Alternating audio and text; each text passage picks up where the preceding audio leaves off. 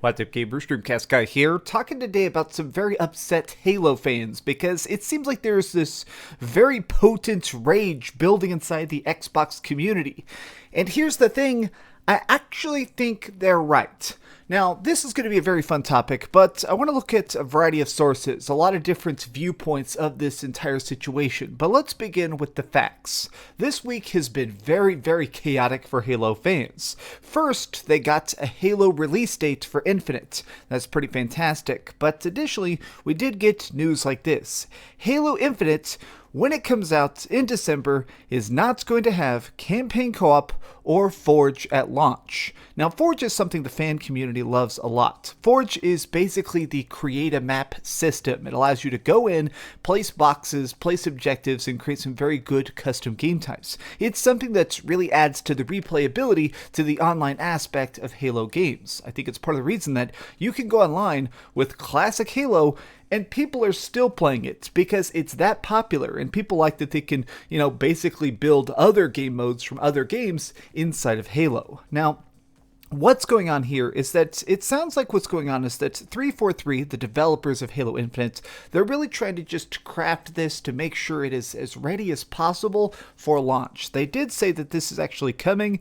in Season 2. Down here in the statement itself, Joseph Staten talks about the fact that they just can't do it because it's so complicated. And to me, I'll be honest, this was a big letdown because as glad as I am that this game is still releasing this year, the downside of this is just the fact that I like playing this with my friends. I like going online and not just doing multiplayer competitive, but also multiplayer co-op. The fact that there's not going to be campaign co-op does kind of suck. But what's really kind of lit the entire community on fire this week actually comes from a tweet 2 days ago. Now this guy, John Jirzovic, I'm totally probably butchering this weird guy's name, but he is the official mouthpiece for Halo Infinite. He is the guy who basically is the person who's releasing these statements, who's doing a lot of the talking on behalf of 343. Well, he said this: "Hey Nick, playing and winning matches will be challenges which help players progress through the battle pass. Even though this means no per match XP, they're always still going to be progressing through challenges, and therefore the battle pass will update the blog to clarify." Now, if you actually look at the quote tweets of this, literally every single one is mad. Every single one is, look, 343 sucks ass, swing and a miss, not liking the sound of this. And look, if you look at these people, these are Halo fans. These are people that are the most diehard in the community itself actually upset. This is not good. God, I hope they change this. What a freaking move. This is such a bad idea. In fact, people are already making memes and stuff like this. "Quick, Spartan, we gotta capture the flag and be victorious. Sorry, man, I need 7 more Needler kills, or else I can't level up my challenges for today." What this essentially does is that a lot of people like rewards, especially in modern shooters. People like the ability of playing stuff and unlocking things. Halo is definitely pushing the free-to-play mantra a lot. They've said for the fact that while you are going to be able to play the campaign on Game Pass, or if you want to buy the game itself, additionally, the multiplayer is being broken off, so to speak, and it's going to be a free-to-play separate thing. Now, the developers have actually said some stuff that's made the community very, very happy when it comes to the Battle Pass, where there's going to be these series of things you can unlock. New skins, new freaking cosmetics, new stuff to make the game look very cool, all sorts of armor pieces and stuff. But they did additionally say that throughout the course of this game, you're going to be able to pick a Battle Pass. So later on, once there's theoretically seasons 4, 5, 6, 7, like that, you can still go back and still earn the rewards of the previous season, which makes it where there's not going to be that stupid pressure to play the game now or lose it forever. The downside is the fact that this freaking thing where it's challenges only is making people very upset because it's definitely going to make it where it forces you to play in a very certain fashion. I like unlocking stuff. I think it's really cool to actually go in there and get a new skin, a new color. I'm personally obsessed with purple, so whenever I can get like a purple skin for my guns, I'm always going to use it. It's that tiny thrill that makes you enjoy playing the game in multiple ways. But this is confining you to a singular way to play. Now, I found a fantastic comment about this. This is basically the official post on the Halo subreddits, and people are saying this. There's going to be no experience points for just playing matches. People are, this has literally got 11,000 likes, so that means this video better get 11,000 likes, and be sure to subscribe if you haven't already. But people are understandably upset. And this person, Kami102, I actually think this person voiced it perfectly. This is bad news. Look, I'm not trying to be negative, but one thing I noticed in a lot of flights was that a lot of challenges we got, like 15 kills with a needler on its own, this is not bad, where it's just an optional bonus. I want to really highlight that here. Optional bonus, where after a time you unlock it after getting 15 needler kills through normal gameplay. But when you make it so that you need 15 needler kills on your challenge sheet, it's the only way to get XP to level up, then it completely breaks the flow of gameplay and the weapons sandbox. You are then essentially ignoring the weapons sandbox and instead joining the game with the sole focus of getting kills with the needler to complete that challenge. You're camping the needler spawn point anytime you see it. You're ignoring all other weapons on the map now because that's the only objective you need, which is to get kills with the needler, and that's just you. What if 3 of your teammates also have the needler challenge? Now the 3 of you are fighting over control of the needler because the 3 of you need to complete that challenge. That's breaking the flow of gameplay and breaking the weapons sandbox. That's why this decision is terrible. For the last 10 years, we've definitely seen games getting an explosive amount of special weapons in them, from rocket launchers to SMGs to things like the needler, in fact, and part of it comes down to the thrill of picking the way to play, like the fact that when you're in it, you have the complete freedom of figuring out what you like best, what fits your speed, what makes you the most excited to play with it.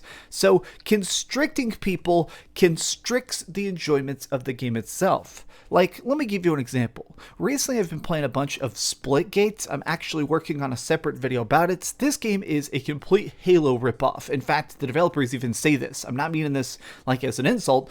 The developers have said that it's supposed to be like a Halo 3 clone with portals in it. The game is exceptionally fun. I like it a lot. It has 30 different guns, and the game is free to play. And every single gun works so incredibly good. It's got its own battle rifle and sniper rifle and shotgun and stuff like that. I'm really enjoying it. And part of what really makes it appealing is the fact that it does have this like battle pass system that's constantly being unlocked. Whenever I happen to get, another 50 kills with the weapon I enjoy the most, well, I get a gold skin for it. Or, oh man, I'm in this match and I got the most kills, so I get the MVP badge. I like the fact that you're always leveling up just because you did good, which encourages you to do good. This is the cyclical loop that all online shooters have now, which is give you choice, reward the choices you make it fun to make new choices. That is what's best about it. Locking people into this is a very stupid choice, and understandably, people are actually pretty upset about it. Like, just for example, this is Kid Smoove. Kid Smoove is probably one of the biggest Xbots on the freaking internet. That's what he calls himself. I promise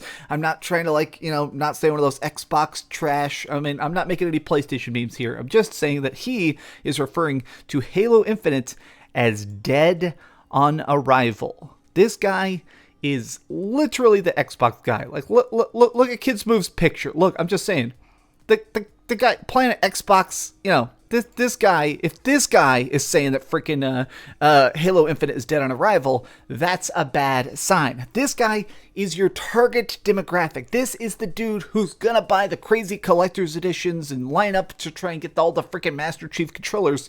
If this guy is upset with your game, it's the canary in the coal mine. It's time for you to wake up and realize that something is actually bad. The amount of posts I'm seeing of people just literally begging 343 Industries at this point to just bring back standard battle passes and standard XP, making it where you can just level up. Look, people don't want that. People want to be able to progress by playing. I've seen people say like, okay, what if I get off work and I've just finished, feeding my 16 kids and my 9 wives and I have 36 seconds till I go to sleep. Why can't I play a match before I go to bed? This it's an example of just making stuff that people don't want, making the game in a way that's supposed to optimize, the amount of hours people are going to play instead of that instantaneous minute-to-minute fun. But I do want to look at something on the other side of this, which is that I did see people actually posting around this, which is this screenshot from Chris Raygun. Now, Chris Raygun obviously is like more of a PlayStation guy in general, but I feel like his take here is actually pretty even and measured. Probably the weirdest thing I saw during this Halo Season Pass controversy was someone asking, what's the point of getting points for kills assists if it's not for the battle pass? And Chris replied this: we used to play games we enjoyed because they were fun and we enjoyed them. Now we play games that we don't enjoy because we get to unlock a cool skin in exchange for 5 hours of tedious busy work. Modern progression systems are a crutch for gameplay that isn't engaging on its own. Now, I halfway agree with this. I do think that a lot of games now, if you actually listen to any of those stupid, boring investor calls like the Activision Blizzard investor call, they really prioritize the amount of game hours. They really actually brag to their freaking constituents a lot about, all right, here's how many billions of hours we can get people to play Call of Duty and buy skins and invest in it. I do think a lot of these companies have this toxic mindset now of, all right, how can we get people to log in every single day? How many bonuses can we put in here? How many times can we make a login challenge? How many times can we make daily quests just to make people play 2 or 3 hours every single day? This is an extremely bad time for gamers in that sense. It definitely seems like they're really prioritizing bad gameplay in favor of, prioritizing just you being there to possibly make the next microtransaction perch.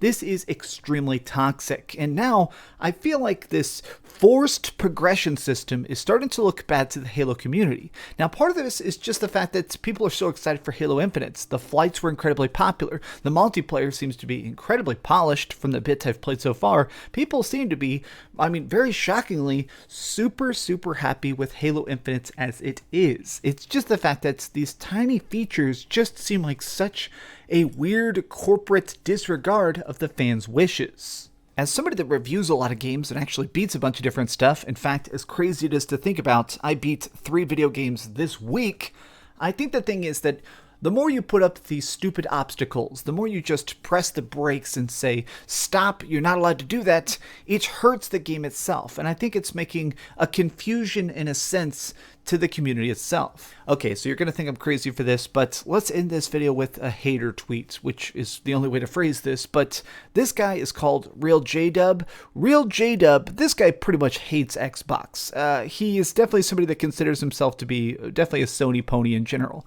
I love my PlayStation a lot too, but this guy, this dude probably kisses a picture of Sean Layden when he wakes up in the morning. But here's the thing. Here's his breakdown of Halo Infinite, which is completely biased, but I feel like it actually shines light on what normies might be saying about this.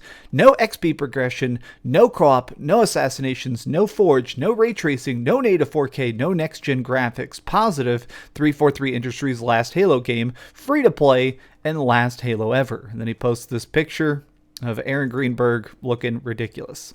Now, most of this is definitely not completely correct. There is, a lot of this stuff is coming to the game later. Co-op's obviously coming to campaign. Assassinations is obviously being added in later. Next-gen graphics is very debatable. I actually think the game looks good.